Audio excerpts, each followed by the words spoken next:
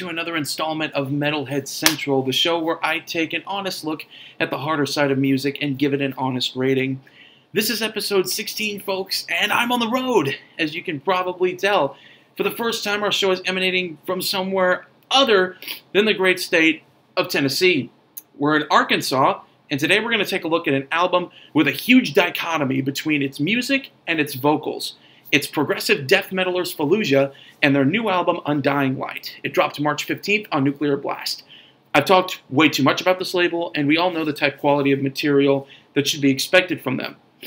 Did Fallujah live up to that? Well, I'm going to say yes and no. First, the good stuff. The music on this album is absolutely fantastic in nature. I love how the band are unwilling to let either one of the two genres that they fall into completely take over and dominate their music. It's not so progressive musically that it could be classified as ripping off Dream Theater, and it's not so deathy that it could be classified as ripping off Cannibal Corpse, Suffocation, or Aborted. It's very technical, yet very soothing at the same time. I also love how the group aren't afraid to toy around with ethereal sounds and subtly overlay them into their music. Album opener Glass House is a great example of this. From the beginning of the song, the listener is thrown into a very ethereal experience, but not so ethereal as to drive the listener away from its metallic influences and instincts. My personal favorite song on the album, The Ocean Above, is a beautifully written track filled with that same ethereal atmosphere, but accompanied by this really great technical guitar work that would make the guys in Dying Fetus proud.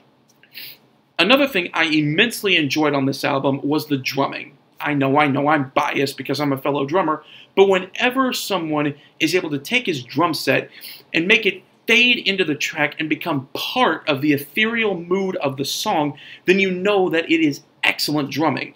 I'm a big fan of drummers who treat their instrument as it's meant to be treated, as an instrument, instead of drummers who treat their instrument as just this method of syncopation, just kind of, it's just there. The drums on here are treated as an instrument instead of a method, and it definitely shows.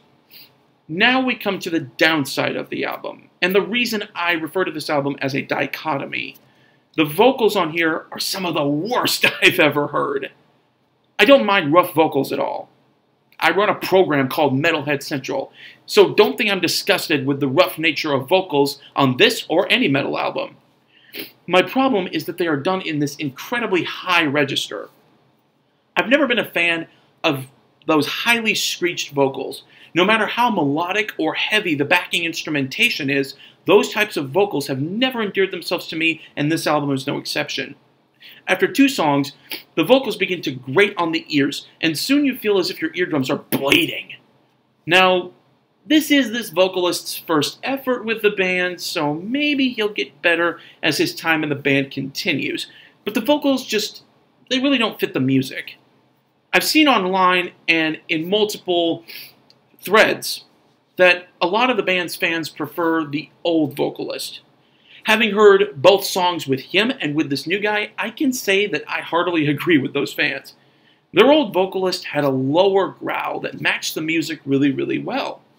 This new guy's high-pitched screams just don't coalesce with the beautiful soundscape that the rest of the band has created. All in all, Undying Light would be an Album of the Year contender if it were an instrumental album. This band pumps out some truly amazing prog metal on this album. However, it's all brought down by the completely unnecessary high-pitched screaming from the vocalist. Is this an album I would buy? I don't know. I would definitely get one if they were to release an instrumental version of it. But as it is, I don't know if it's worth it.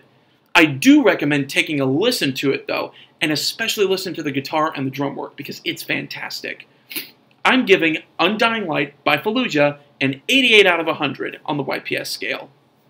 Thanks for watching. Click like and subscribe for more Metalhead Central content. Next week, I'm going to be taking a listen to Cellar Darling's new album, The Spell. Now, this is the band that was formed by ex-Helvete member Anna Murphy after her departure from that band. So, in short, next week is going to be very folky around here. Also, we will be back into a more familiar environment. I can't wait for it. I hope you'll join me, and I'll see you next time.